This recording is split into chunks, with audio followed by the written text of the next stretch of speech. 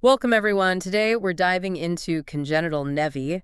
Definitely high-yield stuff if you're gearing up for plastic surgery boards. Let's jump right in. Absolutely. So the absolute fundamental point, these are lesions present at birth. That's criteria number one. Okay, present at birth. And the way we categorize them is mostly based on size and how they look clinically. That's exactly the framework.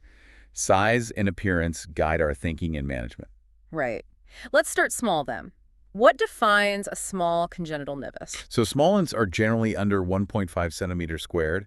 Think tan to brown, maybe irregular macules or papules, often with a sort of mottled freckled appearance. Okay. And do they change over time? They can, yeah. Yeah. Especially around puberty, you might see them darken, maybe become a bit more raised, and sometimes develop hair. Got it.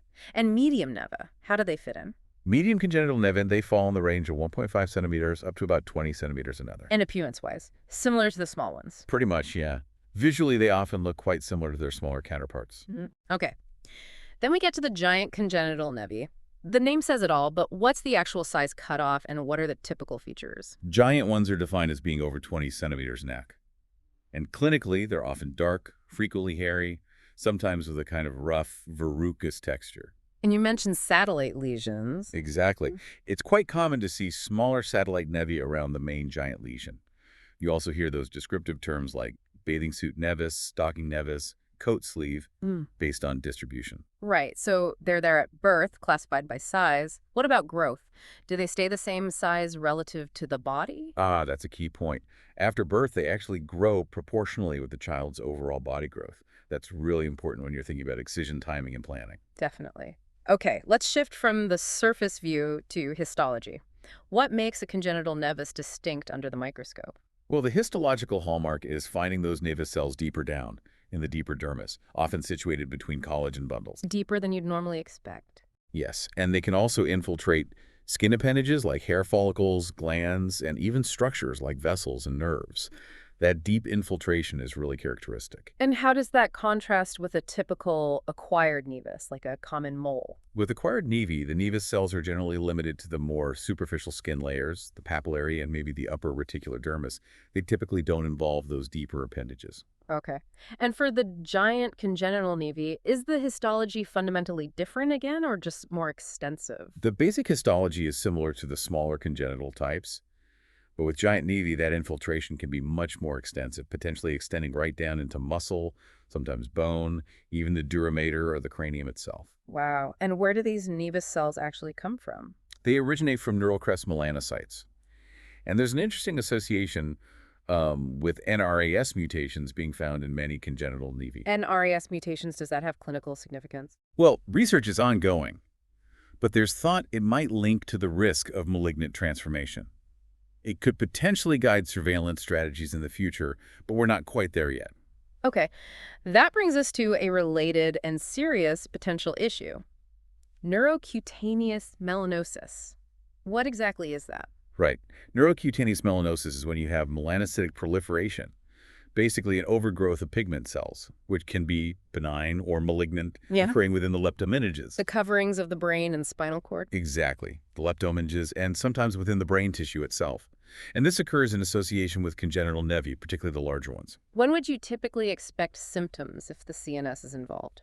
If the central nervous system is affected, symptoms usually show up pretty early, typically by about 2 years of age. And what kind of neurological symptoms should raise concern? You'd look for signs of increased intracranial pressure. Things like headache, lethargy, vomiting, photophobia.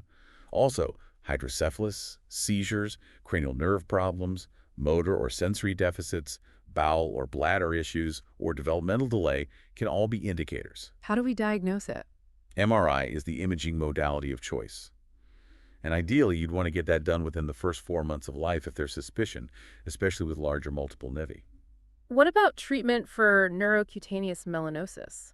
Unfortunately, treatment options are very limited. It's primarily focused on managing the intracranial pressure, often with shunting. So the prognosis isn't great if symptoms develop? No, generally, if significant neurologic symptoms are present, the prognosis is considered very poor. Okay, let's talk about the risk of malignancy melanoma arising within these nevi. How does that risk vary with size? For small congenital nevi, the estimated lifetime risk for developing melanoma is thought to be somewhere between 1% and 5%. For medium-sized ones, the risk is a bit more uncertain, less clearly defined. And importantly, when does transformation tend to occur in small and medium nevi? It's actually quite rare for melanoma to develop in small or medium congenital nevi before puberty. But it's a different story for giant congenital nevi. Yes, a different story. The risk of melanoma development in giant congenital nevi is higher, estimated around 5% to 10%. And the timing. Significantly earlier, often. About half of the melanomas that arise in giant nevi do so between the ages of 3 and 5 years. And if melanoma does develop in a giant nevus, The prognosis, unfortunately, tends to be poor. so what clinical signs should make you suspicious of malignant transformation in any congenital nevus? What are the red flags? You need to be vigilant for any rapid increase in size, any irregularity developing in the border, the lesion becoming asymmetrical, or variation of color appearing within the nevus. Any other signs? Yes. Also, the development of new satellite lesions around it, or any distinct changes in the texture of the nevus surface becoming ulcerated, bleeding, developing a nodule. Any of those changes warrant close attention. Okay, so given all this, the appearance, the risks, how do we generally approach management? Management is really tailored to the individual case. It involves balancing several factors. That risk of malignancy we just discussed, the cosmetic appearance and its psychological impact, the potential risks and scarring from treatment. It's a complex decision. It is. And sometimes you hear the term congenital nevus tardi for nevi that appear a bit later. Maybe in the first couple of years, their management depends on how they look and behave. What's the standard approach for the more common non-giant congenital nevi? For most non-giant nevi, annual observation is generally recommended. You watch for any of those suspicious changes. If changes occur, or if the nevus is in a location that's very difficult to monitor properly, then biopsy or prophylactic excision might be considered.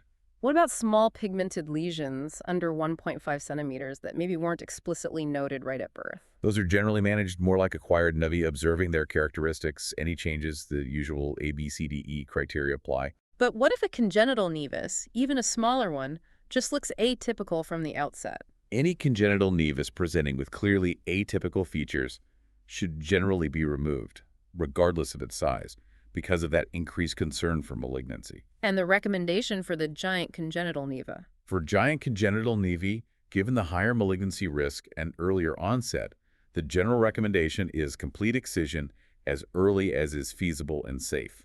Complete excision can be a major undertaking. What surgical techniques are in the toolkit? We use a range of techniques. Skin grafting is common, sometimes using local or regional flaps. Tissue expansion is a very important tool, allowing us to generate adjacent skin for closure. And sometimes tissue culture techniques are employed. Does the location dictate the surgical strategy significantly? Absolutely. Location is key. On the scalp, for example, larger nevi often lend themselves to serial tissue expansion, while smaller ones might be amenable to serial excision. And the face? The face requires meticulous planning. Often a combination of tissue expansion and skin grafting, maybe full-thickness grafts for better match.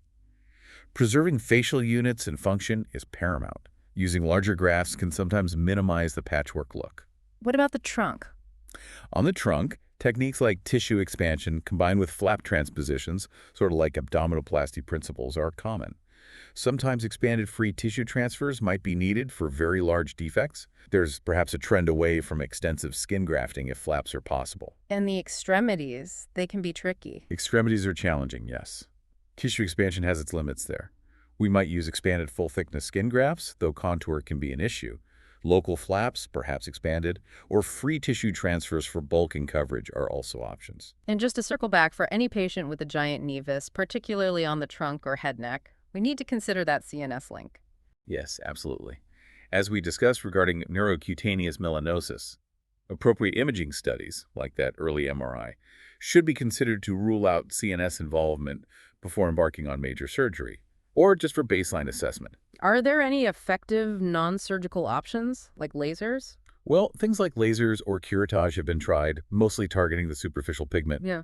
But they tend to have high recurrence rates because they don't address those deeper nevus cells. So they're generally not considered definitive treatment, especially concerning the malignancy risk. Okay, finally, let's run through some key differential diagnoses. For board exam purposes, what other pigmented lesions do we need to distinguish from congenital nevi? Right, good point. You need to know the differences. Cafe au lait spots, uniform light brown appear in childhood, and think neurofibromatosis, nevus pilus. Tan patch with darker spots often appears later. Epidermal nevus, often linear, warty, present early. Okay, what else? Common acquired nevi. Fewer in young kids, Sure. typically roundable. Yeah. Atypical or dysplastic nevi appear later, irregular borders, variable color. Blue nevus, small, firm, distinctly blue-black. Mm-hmm. Becker's nevus appears in adolescent males usually. Often shoulder chest, gets hairy. Keep going. Halo nevus, mole with a white ring, common in kids, young adults. Mongolian spot, blue-gray patch, usually lower back in infants, fades over time.